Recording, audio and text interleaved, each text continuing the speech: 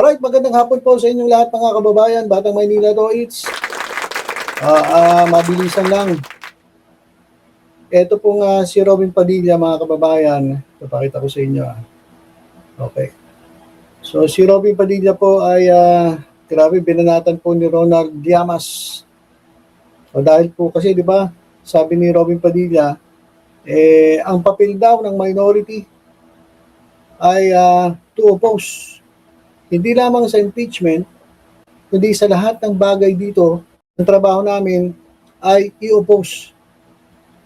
Ito, pakinggan natin. Baka sabihin niya, fake news tayo eh. Mas maganda marinig mismo natin kay Robin Padilla yung sinabi niya.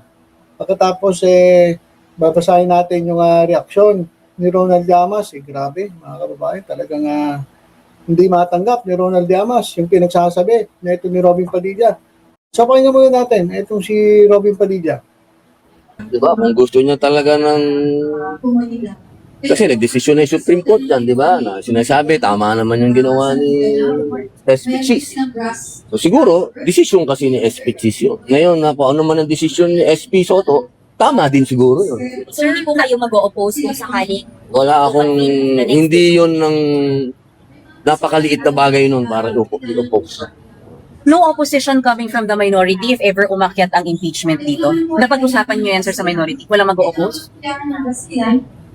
Di ba ang papel naman ng minority to oppose? Hindi lang impeachment. Lahat ng bagay dito, ang trabaho namin ay i-oppose. So sana wag kaming pagbintangan. Kapag kami ay nag-oppose, wag kaming sabihan na kami ay bias. Trabaho po ng minority yon. Yan po ang parliamentary procedure na dapat naming sundin. Yan po ang sinasabi ng demokrasya. So you will oppose the convening of the impeachment court? Natural lang yun. Natural na yun. Yun ang parlamentaryong kayo naman, tagal yun na dito. Basta minority yan ng papel. You're just doing your job. You're just doing your job. Yes. Sir, isa na lang. Sir, sabi niyo dati pag nagka-impeachment, gusto niyo ang SP pro-Sara. May ganun pa ba? Is it still what you feel right now? Siyempre, yun ang mga political naman. Hindi naman yun pagiging senador. Political yun. Siyempre, wala tayo Wala kami. Diba? So wala... Ang katotohanan ng SP ay si SP Soto. So, anong gagawin namin?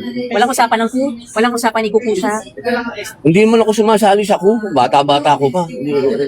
Bago lang ako dito sa Senado. Okay. Sir, thank you so much. Thank you po. Alright, so yan po yung sinabi ni Robin Padilla, mga kababayan, di ba? Pagkalinaw-linaw, sabi niya, ang trabaho daw ng minority ay tumutol lang tumutol. At hindi lamang sa impeachment, kundi sa lahat ng bagay, sila po ay tututol. Yung daw ang trabaho ng minority, at ito raw po ay demokrasya. Galing-galing talaga na ito. Napagaling talaga na ito ni Robin Padilla. Grabe mag-isip. Ito mga kababayan, kahapon niya, binanatan na natin ito Sinabi nga natin na hindi ganoon ang minority. Hindi sa lahat ng oras ikaw ay babanat sa gobyerno. Hindi sa lahat ng oras ikaw ay kukontra. Paano kung maganda naman ang nakapropose na bill o nakapropose na panukala? Kukontra ka pa rin dahil minority ka? Hindi ganun yun. Hindi po ganun. Ito mga kababayan, sabi ni Ronald Llamas, babasahin ko na lang.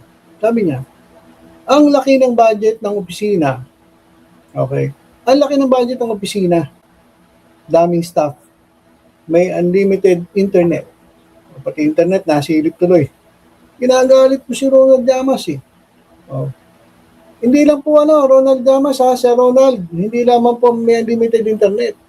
Ginagamit pa ng yung opisina ginagamit ng yung Glutadrip.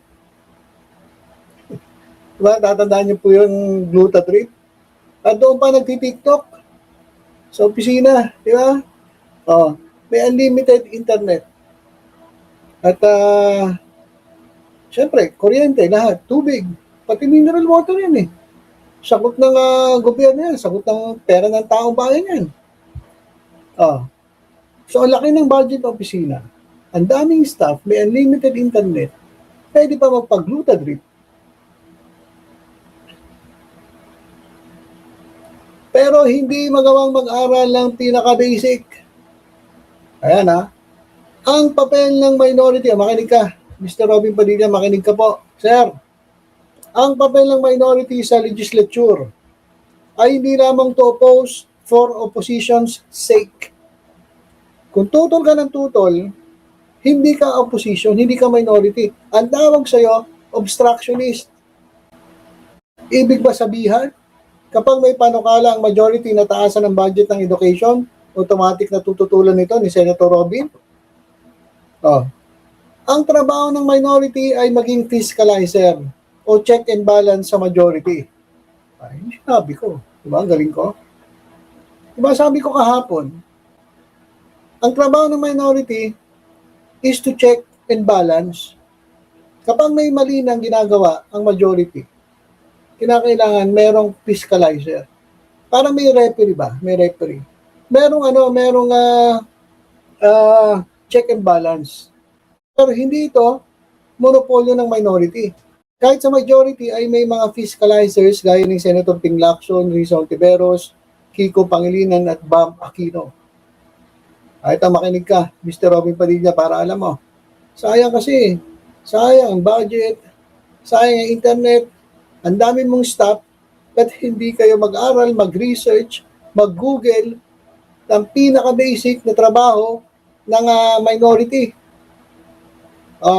Kaya ito, libre na, tinuturuan ka na ni Ronald Llamas, ito na, makinig ka na lang.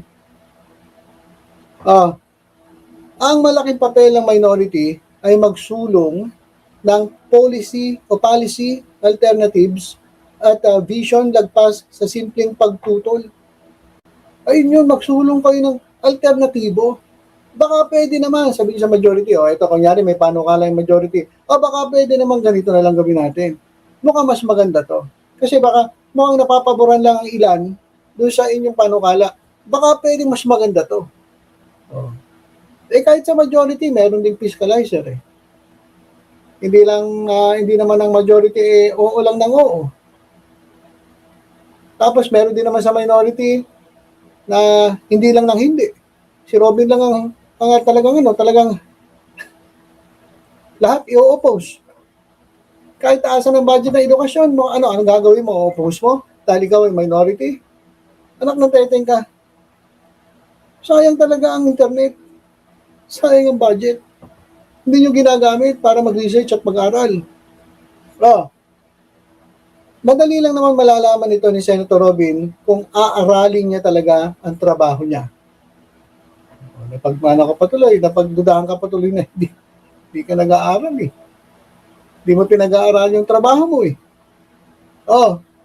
Di ba? Malalaman naman ito ni Senator Robin kung talagang aaralin niya. Kung tututukan niya itong mga ganitong mga bagay-bagay. Kung aaralin niya ang trabaho niya talaga, malalaman ito ni Robin. Hindi ubra ang puro angas. Puro ka kasi angas. Puro ka yabang. Hindi naman ito paangasan, paapormahan, paastigan. Hindi po ganyan ang sa Senado. Hindi ubra ang puro angas. Kailangan sabayan din ng isip. At hindi lang basta isip kasi lahat ng tao may isip eh. Kaya lang may mga isip na mapurol. Diba? Baka sabihin, samaan ng isip. Lahat naman ng tao may isip eh. Iba nga lang mapurol ang pag-iisip. So sabi ni Ronald Llamas, kailangan sabayan din ng isip na may talas. Hindi basta-basta isip lang. Kasi may isip ka nga, mapurol naman. Hindi naman matalas. Hindi wala rin. Diba? Lahat ay pwede mag-aral at matuto. Lalo na kung maraming oportunidad at resources. Pero kung ayaw mo mag-aral, despite the resources available to you, choice mo na yan. Wala namang pinanganak na tanga at bobo. Desisyon ng tao kung gusto niya manatiling mangmang at estupido. Aray ko naman, Sir Ronald Llamas, ang sakit naman nun. Hindi sa akin Ang sakit naman ng para kay Robin. Totoo naman eh. Totoo na may mga resources na available. gamitin mo yung samantalahin mo, total libre. Libre na nga ba na sa'yo, ayaw paggamitin. Oh, ngayon, kung ayaw mo talaga mag-aral, wala na kami magagawa. Choice mo na yan. Bahala ka na sa buhay mo, matanda ka na. Angasan mo na lang. Kasi minsan, kapag bobo ka, dinadaan mo na lang sa angas. Pag wala kang alam, dinadaan mo na lang sa angas. Para hindi mahalata na wala ka talagang alam. Di ba? Angas lang ang panlaban nito, pero may isip naman. Kaya lang, walang talas. So, totoo yung sinasabi ni Roland Damas, wala namang pinanganak na tanga at bobo eh. Ngayon, habang lumalaki tayo, nag-aaral tayo. Diba? Kasi, syempre, pag nung pinanganak ka, hindi ka naman agad matalino eh. Wala ka pang talagang alam. Ngayon, kung gusto mo, habang tumatanda ka, ayaw mo mag-aaral, although may resources, mananatili kang walang alam, pagdating mo sa tamang edad, hindi ka na baby, tawag na sa'yo, bobo na. So, ikaw ay mananatiling mangmang at stupido. PS. May PS pa. May PS pa si Ronald Damas. Ang impeachment ay constitutional duty ng mga senador. Kapag tinutulan mo ito, nilalabag mo ang mismong mandato at trabaho mo. At nilalabag mo ang konstitusyon. At nilalabag mo ang batas. Diba? So, Mr. Robin Padilla, aral-aral din pag may time.